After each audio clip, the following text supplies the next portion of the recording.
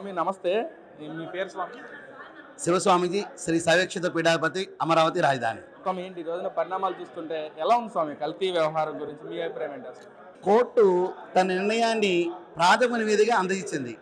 కానీ దానిలో ఉన్న విశేషం ఏంటంటే ల్యాబ్స్ ద్వారా 10% పైన ఉన్న విషయాన్ని మేము తెలియపరచగలం, అంత కింద ఉన్న విషయాన్ని మేము తెలియపరచలేమని చెప్పి స్పష్టంగా వారు ఇస్తే, మరి ఆంధ్రప్రదేశ్ ప్రభుత్వం వారు ఏకసభ్య కమిటీ ఒక నిర్ణయం వేస్తామని చెప్పంటే అది కుదరదు అని చెప్పి వీళ్ళందరూ అంటున్నారు. మేము ఖచ్చితంగా ఏకసభ్య కమిటీ ఉండాల్సిందే అని మేము ఆహ్వానం పలుకుతున్నాం. ఆంధ్రప్రదేశ్ ప్రభుత్వానికి సంపూర్ణమైన మద్దతు మేము ప్రకటిస్తున్నాం. 2 తెలుగు రాష్ట్రాల్లో ఈ ఈ యొక్క స్వామీజీ వ్యవస్థ 4 వ్యవస్థలు పనిచేస్తున్నాయి. ఈ రోజున 4 వ్యవస్థలు కూడా ఇక్కడ కలిసి సమావేశం ఏర్పాటు చేసుకున్నాం. దీనిలో ముఖ్యమైన 3 నిర్ణయాలు తీసుకోవడం జరిగింది. ఒకటి, కల్తీ లడ్డులో దోషులు ఎంతటి వారైనా సరే వారిని అరెస్ట్ చేయాలి, కఠినంగా శిక్షించాలి.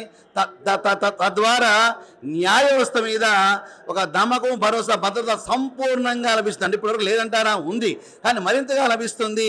హిందూ దేవాలయాలు కల్తీలు చేసినా, భూముల్ని ఆక్రమించినా, దేవాలయం మీద దాడులు చేసినా శిక్ష కఠినంగా ఉంటుందని చెప్పి సమాజానికి ఒక సందేశాన్ని ఇచ్చినట్టుంటుందని ఒక నిర్ణయం.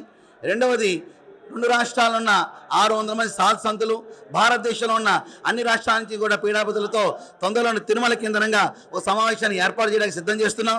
ఆ సమావేశం కేంద్రంగా శ్రీవారి లడ్డులో జరిగిన ఈ కల్తీ వ్యవహారంలో ఒక ప్రాయచిత డేట్ ప్రకటించి ఆ ప్రాయచిత కార్యం చేయడానికి సిద్ధమవుతున్న సిట్టు విచారణ కానీ సిబిసిఐడి విచారణ కూడా కల్తీ జరిగింది, నెయ్యితో కల్తీ చేశారని చెప్పి వస్తే, కానీ పాలకులేమో అసలు కల్తీయే జరగలేదు, సిట్టు విచారణ కూడా క్లీన్ సిట్ చేసిన కల్తీ లేదని చెప్పి మాట్లాడుతున్నారు. ఎంతవరకు కరెక్ట్ అంటారు? క్లీన్ చిట్ ఎక్కడా ఇవ్వలేదండి, దాంట్లో స్పష్టంగా తెలియపరిచారు. అలాగే ఒక వస్తువులో ఏదైనా పదార్థాన్ని కలిపితే అది కల్తీ అంటారు, అది వస్తువే కాబట్టి దాన్ని నకిలీ అంటారు. అసలు దాంట్లో కలిపిన ఒక రసాయనం ముద్ద కాబట్టి దీని మీద కఠినమైన చర్యలు తీసుకోవాల్సిందే. అంటే మనం చూసుకుంటే గత పాలనలో దేవాలయం మీద దాడులు కానీ, పూజారి మీద వెళ్ళి కొట్టడం కానీ, లేదా విగ్రహాలు ధ్వంసం చేయడం కానీ చాలా చూసాం. స్వామి ఏంటి దాని గురించి ఏం చెప్తారు? వందల సంఖ్యలో దేవీ దేవతల విగ్రహాల మీద దాడులు జరగడం మరియు రథాలను దగ్ధం చేయడం జరిగింది. ప్రభుత్వం వారు పోలీసు వారి సహకారంతో ఒక మతిలేని వాడు చేశాడని చెప్పేసి ఒక టైటిల్ ఇచ్చేశారు. ఈ వ్యవస్థని పోలీసు అధికారుల మీద నెట్టేశారు. కావున దీని పూర్తి బాధ్యత గత ముఖ్యమంత్రి అయిన జగన్మోహన్ రెడ్డి గారు వహించవలసిందే.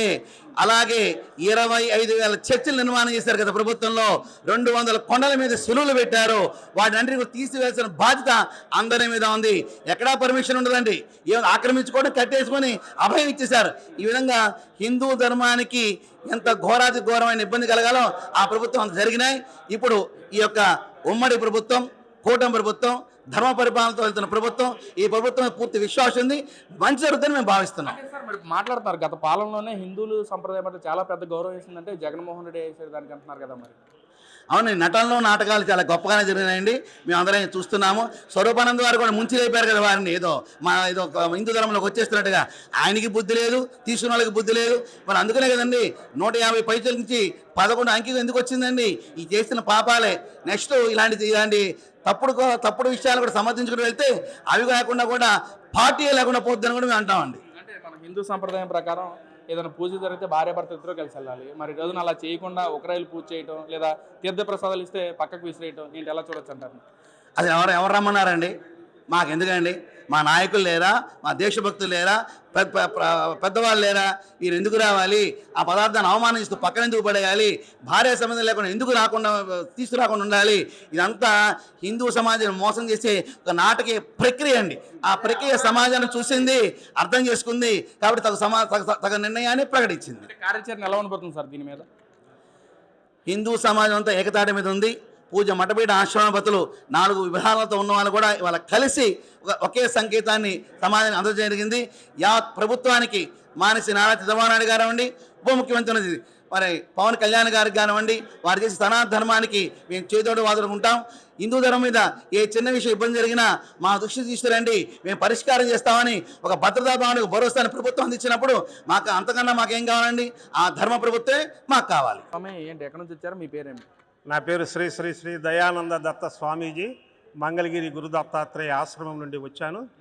స్వామి ఏంటి ఈ రోజున పరిణామాలు చూస్తుంటే ఏంటి ఎలా చూడొచ్చు అంటారు? కల్తీ వ్యవహారం గురించి, లడ్డు గురించి, అసలు కల్తీ జరిగిందా జరగలేదు? మీ అభిప్రాయం ఏంటి? అసలు కల్తీ జరిగిందనే తర్వాతనే మేము స్వామీజీలము దాన్ని మా పరిగణనలోకి తీసుకొని దాన్ని పూర్తిగా ఖండిస్తున్నాము. మరి ఎందుకంటే ఆధార రూపకంగా ఇప్పుడు ప్రస్తుతం ఉన్నటువంటి రాష్ట్ర ముఖ్యమంత్రి దాన్ని నిరూపించిన తర్వాతనే మేము ముందడుగు వేసాము. ఆధారాలు లేకుండా ఏం చేయలేదు అది పూర్తిగా. ఎందుకంటే మాకు రాజకీయాలకు అతీతంగా ఎవరు మాకు శత్రువులు లేరు. అధికారంలో ఉన్నవాళ్ళు, అనధికారంలో ఉన్న వాళ్ళు అందరూ మాకు మిత్రులే. వారందరూ కూడా మంచిగా ఉండాలనే మేము మన దేశం, మన రాష్ట్రాలు సుభిక్షితంగా ఉండాలనే కోరుకున్నటువంటి వాళ్ళం. ఎవరిని ద్వేషించము. కానీ తప్పు చేస్తే మాత్రం వారిని ఖండించడం అనేటువంటిది మా యొక్క ఆధ్యాత్మిక ధర్మము. మేము చేసుకున్నటువంటి ఈ యొక్క కాషాయాన్ని ధరించినందుకు న్యాయం చేయాలనే మేము కుటుంబాలను వదులుకొని ఈ యొక్క మార్గాన్ని ఎందుకు ఎన్నుకున్నామంటే ధర్మాన్ని కాపాడటం కోసము. మరి ఈ రోజున ఏదైతే సిట్ విచారణ కానీ సిబిసిఐడి విచారణ కూడా కల్తీ జరిగిందని చెప్పి వస్తే, మరి గత పాలకులేమో అసలు కల్తీ జరగలేదు, క్లీన్ స్విప్ ఇచ్చినా సరే కూటమి ప్రభుత్వం కావాలని అలా చేస్తామని చెప్పి మాట్లాడటం అంటే ఏంటి, ఎలా చూడొచ్చు అంటారు? వారు చేసినటువంటి తప్పును ఒప్పుకోవటానికి వాళ్ళకు మనసు అంగీకరించలేదంటే వారి తప్పును ఇంకా పెద్దది చేసుకోవటానికి వాళ్ళు ప్రయత్నం చేస్తున్నారేమో. ఆ యొక్క వెంకటేశ్వర స్వామి వాళ్ళను దూరం పెట్టడానికే అలా ప్రయత్నిస్తున్నాడు, పలికిస్తున్నాడేమో అని అనిపిస్తుంది నాకు. అంటే నెయ్యి కానీ నెయ్యితో చేశారు, అసలు పాలు లేవు మాట్లాడుతున్నారు. మరి దానిలో ఏ కల్తీ లేదు అనటానికి మరి కోట్లాది మంది మన హిందువులు ఎందుకు దాన్ని ఖండిస్తున్నారు? ఇది కల్తీ జరిగిందని అక్కడ నిరూపణ జరిగింది కదా పరీక్షలలో. మరి కరుణాకర్ రెడ్డి కింది స్థాయి వాళ్ళు చేశారు, మేము చేయలేదని ఆయన ఒప్పుకున్నాడు కదా. మరి ఆయన మీలో ఉంటే వచ్చినటువంటి దిగిపోయిన ప్రభుత్వంలో ఉన్నవాడే కదా చైర్మన్గా తిరుపతి దేవస్థానానికి. మరి ఆయన ఎందుకు అలా మాట్లాడాడు? మాట్లాడినప్పుడు తర్వాత వాళ్ళు కాదని వాళ్ళు మళ్ళీ మరి కప్పిపుచ్చటం అది కరెక్ట్ కాదని మేము భావిస్తున్నాం. మనం చూసుకున్నట్లయితే గతంలో కలియుగ శ్రీ వెంకటేశ్వర అక్కడ అన్నమంత్రులను తీసుకొచ్చి జాబ్లో చేర్పించడం కానీ, లేదా క్రిస్టియానిటీని తీసుకొచ్చి చేయటం కానీ, కింద గోవిందరాజ టెంపుల్లో కూడా 50 కేజీలు దొంగతనం జరిగిందని చెప్పి చూడటం కానీ, ఇలా ఏంటి అసలు హిందూ సంప్రదాయాన్ని గౌరవించే విధంగా అసలు ఏమన్నా చేశారు స్వామి? అలా జరగడం ఎలా చూడొచ్చు అంటారు? గతంలో మేము చూడలేదు ఇప్పటి వరకు. మేము అన్ని ధర్మ మార్గాలనే ధర్మ ప్రయాణమే చేస్తున్నాము. వాళ్ళు కేవలము దేవుడు లేడు అనేటువంటి భావనతో, దేవుడు ఉన్నాడనే, దేవుడు అనేది ఒక రూపంలో లేడు, అన్ని రూపాలలో ఉన్నాడు, అందరిలో ఉన్నాడు, ఆనందమై ఉన్నాడు, అందిన వారికి పండుగ ఉన్నాడు అనేటువంటి భావనతో మేము నడుస్తున్నాం భావిస్తున్నాం కాబట్టి ప్రజలకు కూడా అదే చెప్తున్నాము. వాళ్ళు లేరనేటువంటి భావనతో ఏదో కళ్ళు మూసుకొని పెళ్లి పాలు తాగుతుంటే ఎవరు చూడలేదు అనుకుంటే మరి ఆ ఇంటి యజమాని చూడకుండా ఉంటారా? ఆ ఇంటి యజమాని లాంటి వాళ్ళం మానవులు, ఎవరు చూడకుండా ఉండరు. కానీ ఎప్పుడో ఒకసారి దానికి దెబ్బ వేటు పడుతుంది. తప్పు తప్పే, విజయం విజయమే. అందుకు కాబట్టి మీరు అన్నట్లుగానే దేవుడు చూస్తాడని చెప్పి మీరు అంటూ ఉన్నారు. కానీ పాలకులు ఏమంటున్నారంటే మేము కల్తీ ఏం చేయలేదు, కూటమి ప్రభుత్వం కల్తీ చేసింది, అలిపిరి మెట్లు కడిగేసాము, పాప పుణ్యాలు మొత్తం ఆ దేవుడు చూసుకుంటారని చెప్పి మాట్లాడుతున్నారు. మరి ఎలా చూడొచ్చు అంటారు స్వామి? పాప పుణ్యాలు అనుభవించుకునే ఉండరు. కుడి చేతికి ఎడం చేతికి తేడా ఉంది కదా. మరి కుడి చేత అందిస్తేనే మనం శుభాసూచకం అంటాము, ఎడమ చేత అందిస్తే అశుభం అనుకుంటాము. అందుకు కాబట్టి వాళ్ళకు తెలిసి కూడా చేస్తున్నారు తప్పు. తెలిసి కూడా తప్పు చేస్తున్నానంటే కురుక్షేత్ర యుద్ధంలో తెలిసిన వాళ్ళు లేరా? తెలిసిన వాళ్ళు అతిరథ మహారథ శ్రేష్ఠులు ఉన్నారు. మరి వారు కూడా దుర్యోధనుని కర్మకు మరి భీష్మ, ద్రోణ, కృపాచార్యులు వాళ్ళందరూ మరి వాళ్ళు కూడా అశుద్ధులయ్యారు కదా. అట్లాగే వీళ్ళు కూడా అవుతారని మేము కోరుకుంటున్నాం. ఎలా చూడొచ్చు అంటారు? కార్యాచరణ ఎలా ఉండబోతుంది ఫ్యూచర్లో? ముందు వారు అలాగే నడుచుకుంటే ఇంకా ఘోరాతి ఘోరమైనటువంటి ఆ ప్రభుత్వం మళ్ళీ ఎదగటం అనేది జరగటం అనేది కష్టం.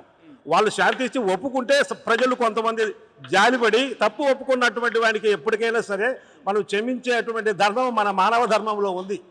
అంటే స్వామి, మనం ఏదైతే హిందూ సంప్రదాయం ప్రకారం ఒకవేళ పెళ్ళి అయితే భార్యాభర్తలు ఇద్దరు కలిసి వెళ్ళి పూజలు చేయటం కానీ, లేదా దేవుడి బట్టలు ఇవ్వడం కానీ చూస్తాం. మరి ఈ రోజున గత పాలకులు జగన్మోహన్ రెడ్డి గారు సింగిల్గా వెళ్ళటం, లేదా ఏదన్నా తీర్థ ప్రసాదం ఇస్తే వెనక్కి పారేయటం ఏంటి, ఎలా చూడొచ్చు అంటారు? అది అతని యొక్క మనసు, అతనిలో ఉన్నటువంటి మనసును ఒకే ఆలోచనలో ఉన్నాడు కాబట్టి ప్రజలకు నేను అందరికీ ముఖ్యమంత్రిని, ఒక్క మతానికే నేను ముఖ్యమంత్రి కాదనేటువంటిది అతనికి తెలియకపోవటమే. ఈ రాష్ట్ర ప్రజలకందరికీ ముఖ్యమంత్రి నేను ఒక వర్గానికే ముఖ్యమంత్రిగా ఉన్నాను, హిందువుల యొక్క ప్రసాదాన్ని నేను తీసుకోవాల్సినటువంటి అవసరం లేదని అతను భావించడం వల్లనే ఈ యొక్క రాద్ధాంతాలు ఎన్ని జరుగుతున్నాయని మేము భావిస్తున్నాం. ఇంకా అంటే ఇలాంటి వాళ్ళకి ఎలాంటి శిక్ష ఉండబోతుంది? అంటే దేవుడి పరంగా, హిందూ పరంగా కానీ ఏంటి? శిక్ష రాకుండా ఉండదు. తప్పు చేసిన వారికి తప్పే, అడుగు ఎవరైనా సరే, కలెక్టర్ అయినా సరే, రాష్ట్రపతి అయినా సరే తప్పు చేస్తే మాత్రం అనేటువంటిది ఉండదు. ఎందుకంటే అందుకే ధర్మము అంటున్నాము. ధర్మానికి ఎప్పుడు ఏ చేదులు అంటుకోదు, ఏ నిప్పు అంటుకోదు అయ్యా. అది ఎప్పుడు సజీవంగానే ఉంటుందని మేము భావిస్తున్నాము, జరుగుతుంది. హరి ఓం తత్సత్.